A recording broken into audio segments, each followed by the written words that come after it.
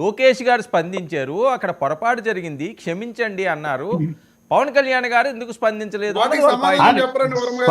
Sir వినండి sir, నేను ఆయన స్పందిస్తారు. ఇప్పుడు రమేష్ అని అడిగాడు కదా, రాత్రికి గబుక్కనంతా తత్తరపడి ఏం అడిగాడు రమేష్ అని స్పందిస్తారు ప్రతి ఒక్కటి.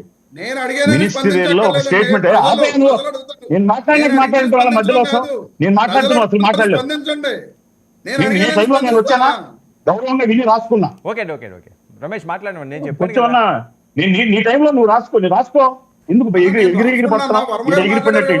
ఏం లేదు. సరే ఓకే, వాళ్ళ పాయింట్ అదేంటి, వాళ్ళ పాయింట్ అది.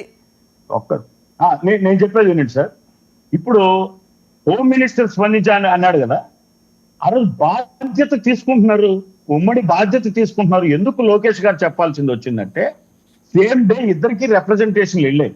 ఈయన స్థానికంగా అందుబాటులో లేడు, ఇద్దరికి ఒకే రిప్రజెంటేషన్ కావాలంటే నేను పెడతా, ఇప్పుడు వాట్సాప్ లో చూపిండి రమేష్ గారు.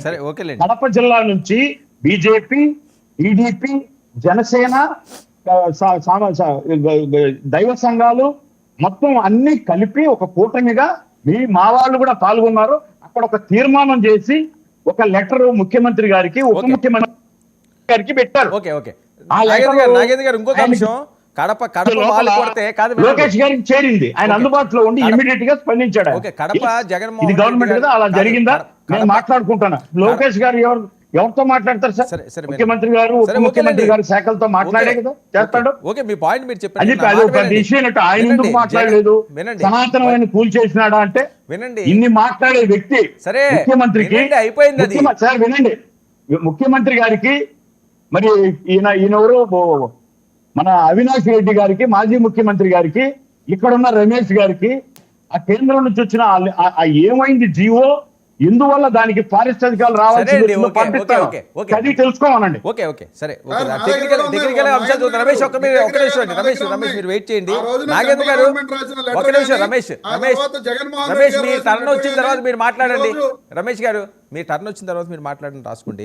నాగేంద్ర గారు మరొక అంశం, కడప అన్నది వైఎస్ అడ్డా, వైఎస్ కంచుకోట అని మొదటి నుంచి అంటుంటారు. జగన్మోహన్ రెడ్డి గారు ఆ లెగసీ మెయింటైన్ చేస్తున్నారు. జడ్పీ చైర్మన్ పదవి ఈ రోజు వాళ్ళు చేజెక్కించుకున్నారని. ఏంటి కాకినాడలో గాజు గ్లాసు పదునెక్కింది, ఏదో ఎంపీపీ మీరు కైవసం చేసుకున్నారట రూరల్లోని. అంటే కాకినాడ ప్రాంతం, తూర్పుగోదావరి ప్రాంతాన్ని ఒక సామ్రాజ్యంగా ఏర్పరచుకుంటున్నారా పవన్ కళ్యాణ్ గారు? వర్మ గారు మీరు చెప్పింది ఫస్ట్